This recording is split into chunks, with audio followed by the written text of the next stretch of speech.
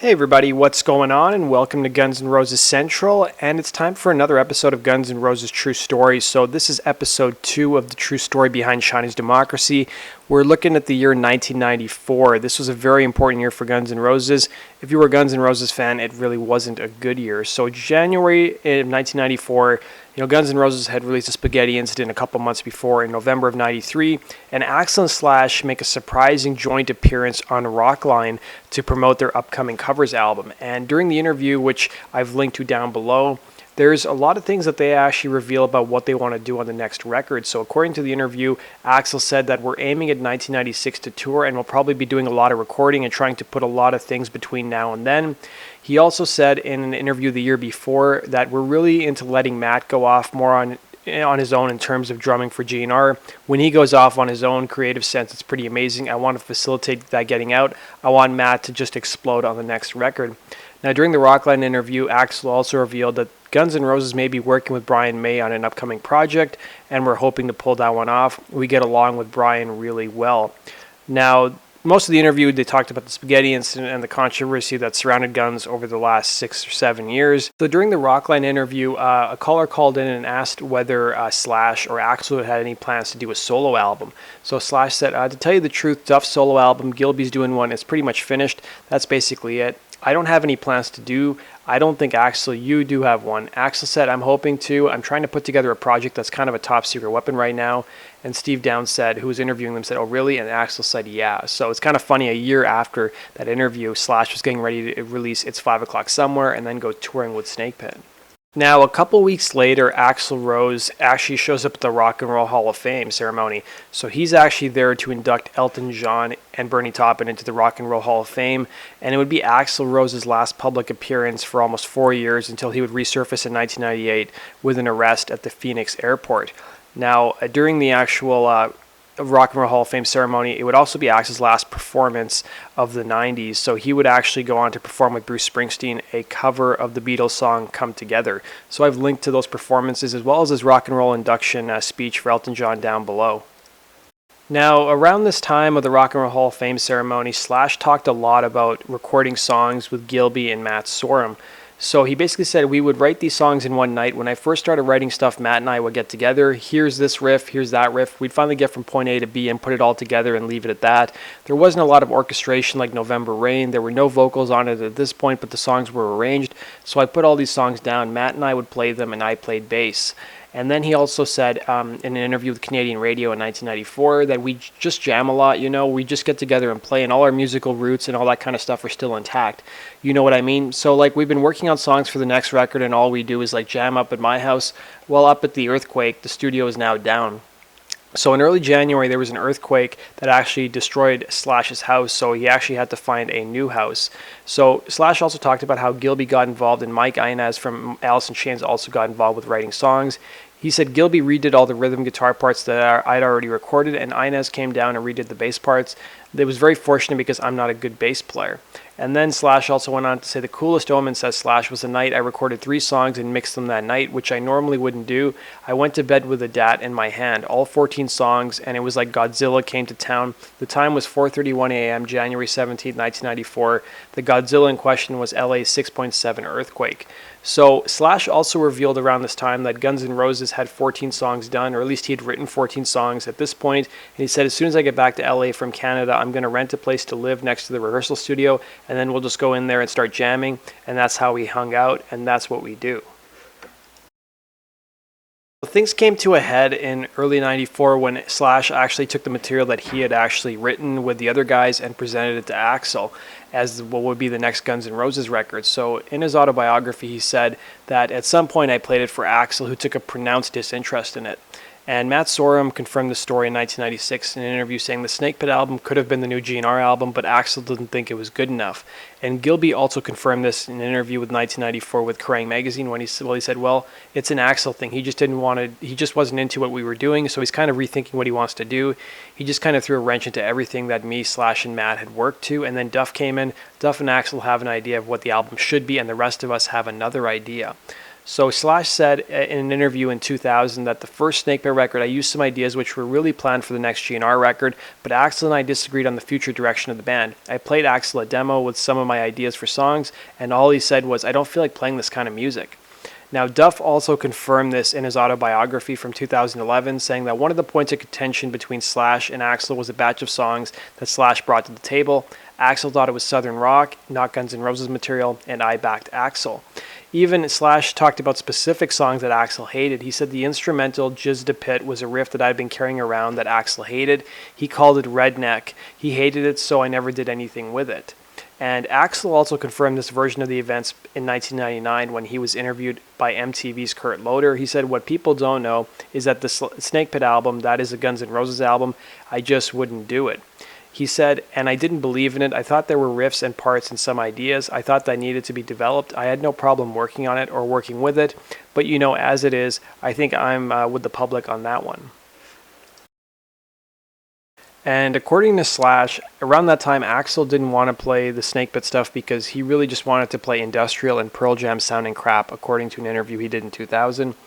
And Axl shed some more light on these discussions in a 2008 fan chat when he said, I didn't walk till several months after having 3 to 4 hour phone conversations nearly every day with Slash, trying to reach a compromise. I was specifically told no lyrics, no melodies, no changes to anything, and to sing what I was told to or F off. And even Mark Cantor confirmed this by saying, then Slash got big-headed and just took them all back. After being out on the road and playing in front of hundreds of thousands of people, it starts to get to your head. Just because Axl didn't want all of them didn't mean he didn't want to work on some of them. And even several interviews over the past couple of years have said that, originally Axl rejected the material, but then there was 3 or 4 songs that he was into and wanted back. Now, this is an MTV interview that Slash did back in 1995, talking about the discussions he had with Axl and the fallout from it. But guitarist Slash has just released his first solo album. It's 5 O'Clock Somewhere is what it's called. He calls his band Slash's Snake Pit, but it has a few gunners in it, keyboardist Dizzy Reed and drummer Matt Sorum, as well as ex-gunner Gilby Clarke. And they're playing songs that could have turned up on a GNR album and that led to some of the much-rumored recent friction between Slash and Axl Rose, as Slash told us recently. I played some of the stuff for Axl, and he didn't seem to take to it too well, so I kept it. And I mean, it could have been Guns N' Roses material at the time if he'd been really into it, but that wasn't the musical direction that he wanted to go in.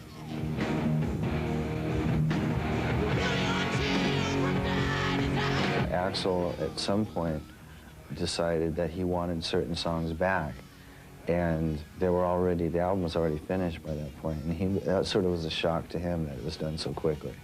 And then he was like, well, I want those songs back. And I was like, no, it's too late, they're gone. And so we've come to terms with that at this point, but there was a little bit of friction there for a while. But fast forward now to April of 1994, this appeared to be the last time the Guns N' Roses tried to get together to write original material. And according to the New York Times, they said the members of the band, or what was left of it, reconvened at the Complex, a Los Angeles studio in a massive soundstage with a pool table and a Guns N' Roses themed pinball machine to prepare for their next album, which Geffen executives expected to release sometime in the following year. But they quickly began suffering from an ailment that has almost proved fatal to bands from time immemorial: boredom. They had enough money that they didn't have to do anything, said a longtime observer of the band. You couldn't get everyone in the room at the same time. So according to Duff, he said, we started going to Slash's house. He has a nice little studio there and a batch of songs. Now, Duff also said Slash and I started to write some new stuff and other guitar players added to the mix. This was the first time we'd written without Izzy to bounce ideas off of and to bring ideas of his own. So according to Slash's autobiography, Duff, Axl, Matt, Gilby, and I got together on and off to try to write new material, which didn't prove inspiring at all. Duff said, without Izzy, the way we used to write wasn't sitting in a room and trying to force ourselves to be a family. We just were. And by the time that point, according to Slash, the support group he'd always enjoyed to help him deal with Axl was gone. Izzy was the last one in the band who'd been able to get through to him creatively. Between Duff and me, we just didn't have the proper tools to communicate with him effectively. However, Duff said we did write a bunch of great songs, and there was a point where it was looking really good and we started cranking them out. And that's when issues with Gilby started to come up. Now, according to Slash, in the spring of 1994, that's when Gilby started to be fired multiple times. So what happened was, according to Slash, we were rehearsing and Gilby was really out of it one day. The morale of the band, we were all trying to keep it together and he was the odd man out that day. I was complaining and then Axl called me the same night. Gilby said there were days when Axel would call Slash and go, "Fire Gilby, he doesn't fit in with my plan," but he would never tell me. That was going on for a long time. And Slash claimed that Axel said he didn't want to work with Gilby anymore for a lot of different reasons. In a way, I sort of went along with it. At least Axel thought I was going along with it because I had my own complaints from the night of rehearsal. This was about a year ago. And when Slash sort of went along with it, Gilby's lawyer actually sent a letter to Guns N' Roses in April of 1994. He said, "As you are aware, Gilby has been fired at least 3 times by the band in the past month and has been rehired at least 2 times. Clark's lawyer, Jeffrey Light, wrote in an April 14th, 1994 letter to GNR's lawyer, Laurie Soriano. So Gilby claimed in a Kerrang interview in May of 1994 that I've been fired a few times and it was for nothing that I did. I've seen more than me just being fired. I've seen other people quit. I've seen other people fired. Whatever. It's not that big of a deal. I don't know if I'm going to be around for the next album. I don't know who's going to be around."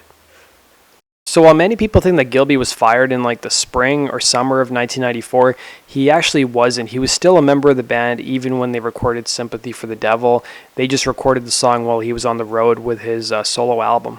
So in May of 1994, Duff runs into some serious health issues. Here's a clip from a documentary talking about the health issues he actually ran into. When someone has pancreatitis, there's a tremendous inflammation of an organ. One of the commonest causes is alcoholism. A normal pancreas is about the size of a fist. Years of hard drinking had caused Duff's to swell to the size of a football. Came in, they did an ultrasound, and I could see his face went white. As his pancreas continued to swell, it began to drip digestive acids between his intestines and skin. The acid had given him internal third-degree burns, all the way down to his thigh muscles. It starts an inflammatory process that the enzymes that are there to do good and digest food may end up breaking down some of the tissues in the pancreas, and that's very painful for people. There was a guy with a broken back. He saw the state I was in, and he goes, "Man, I'm glad I have a broken back and not whatever you have." And it only got worse. The pancreas produces digestive enzymes that are critical to breaking down proteins and carbohydrates. Not only were his insides being dissolved, but without a working pancreas, Duff would die. You can't live without your pancreas. And we didn't know if he was going to live or die, basically. Doctors explained that the best option was surgery to remove the most damaged part and hope that the rest of his pancreas recovered some function. But the surgery had its own risks. And even if it was successful and Duff survived, it was very likely that he would spend the rest of his life on dialysis. I told the surgeon, I said, "Just kill me. I can't take it anymore." It was like dull knives, stuck in and jabbing your organ. Despite the pain, doctors decided the risk of surgery was too great. They would wait to see what would happen next. For days, Duff hovered on the edge of death. There was 3 or 4 days where we weren't sure if he was going to make it. They didn't know if it was going to blow up tomorrow or tonight or whatever. Duff's friends in LA had been worried about him since GNR had stopped touring in 1994. When they found out he was in the hospital and close to death, it was like a nightmare come true. I thought when I got that phone call that I'd be going to his funeral. This was like my worst fear manifested for Duff. As the days went by, doctors continued to monitor Duff. If they had to operate, there would be no going back. Duff would spend the rest of his life strapped to a dialysis machine. But if they didn't operate and his pancreas continued to swell or even burst, Duff McKagan could die. May 1994. Guns N' Roses bassist Duff McKagan lay in Seattle's Northwest Hospital. After over a decade of gallon-a-day alcohol abuse, he had finally pushed it too far. Now he'd been rushed into the ER, his life hanging in the balance. You can only put the human body through so much before it's eventually going to give up and die on you. And after 9 years of rocking out with Guns N' Roses, Duff had put his body through hell. But miraculously, as the doctors were getting ready to operate, the swelling in Duff's pancreas went down. It looked like he had cheated death. Finally, 10 days later, Duff was released from the hospital with some dire warnings from his doctors. The doctors were really clear, like, you've got to stop drinking. Not maybe you should stop drinking, not something bad could happen. Something bad has happened. You almost died, and you will die if you can continue to put your body through the abuse that you have been. I knew at that point that my life was going to change, and the only person that could change it was me. Duff had seen enough in the hospital. He was ready to be sober. The transition from a gallon of vodka every day to sobriety was grueling. But Duff used the same intensity he brought to rock and roll to his recovery. I had this old dusty mountain bike in my garage, and I just got out and started riding. I didn't know what to do. He was gung-ho, I'm going to beat this thing, I'm not going to drink anymore. In order to escape his demons, Duff hurled himself into physical exercise and martial arts. Now I have both martial arts and AA in my life, and it's great.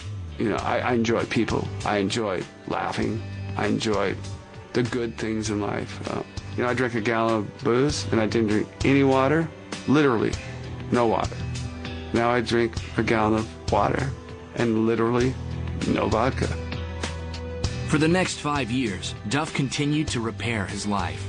So after Duff got out of the hospital, he talked about it in his autobiography. Axl was the only guy who apparently came up to see him. So he said, not long after I got out of the hospital, Axl came up to Seattle to visit me.